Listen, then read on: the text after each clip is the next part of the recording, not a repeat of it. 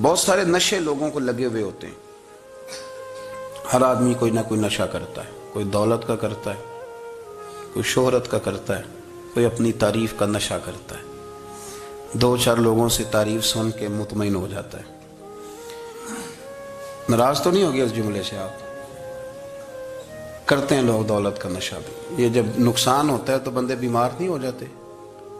پیسے ڈوب جاتے ہیں تو لوگ بیمار نہیں ہو جاتے؟ تو اس کا مطلب یہ ہوتا ہے کہ نشہ ٹوٹ گیا ہے.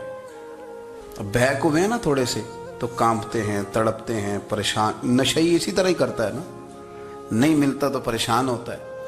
یہ سارے نشے ہیں, مختلف قسم کا نشہ. اب مانتے نہیں اس بات کو, تسلیم نہیں کرتے, کیونکہ تسلیم کرنا بڑا مشکل کام ہے.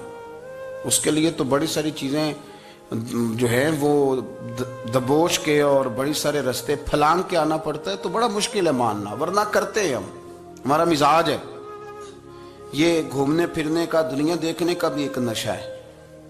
یہ بہت ساری باتیں کرنے کا بھی ایک نشہ ہے. گپ شپ کا بھی ایک نشہ ہے. دو چار لوگوں کی جب تک پگڑیاں نہ کھول لیں, بعض لوگوں کو نیند نہیں آتی. یہ غیبت کا, چغلی کا, بددیانتی کا, یہ بھی ایک نشہ ہے. اس پر ملا رومی رحمت اللہ نے بڑا کلام لکھا ہے. وہ کہتے ہیں مانگ کے کھانے کا بھی نشہ ہے. مانگ کے کھانے کا بھی نشہ ہے. وہ کہتے ہیں کہ ایک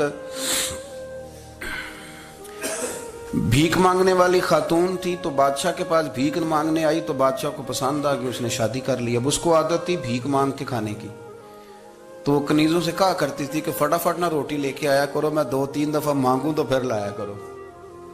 کیونکہ ایک نشہ ہے نا, تو میں مانگوں 2-4 دفعہ تو پھر. تو انسان بہت سارے نشے کرتا ہے, یہ مانتا نہیں. یہ موبائل, یہ فیس بک, یہ سارے نشے ہی ہیں. اپنی فوٹو لگا لینا, سارا دن اسی کو دیکھتے رہنا. اور بڑے بڑے سیانے بندے جو وزادار ہیں, بڑے وزادار لوگ ہیں, لیکن وہ بھی سنجیدگی کے قائل نہیں, اس طرح کے نشوں کا شکار ہیں. یہ سارے نشے ہیں جو ہم نے پال لیے. ہمارے صوفیاء, ہمارے بزرگ فرماتے ہیں کہ تم اس طرح کرو, اگر سارے نشوں سے بچنا چاہتے ہو تو سجدے کا نشہ شروع کرو. سجدے کا نشہ شروع کرو.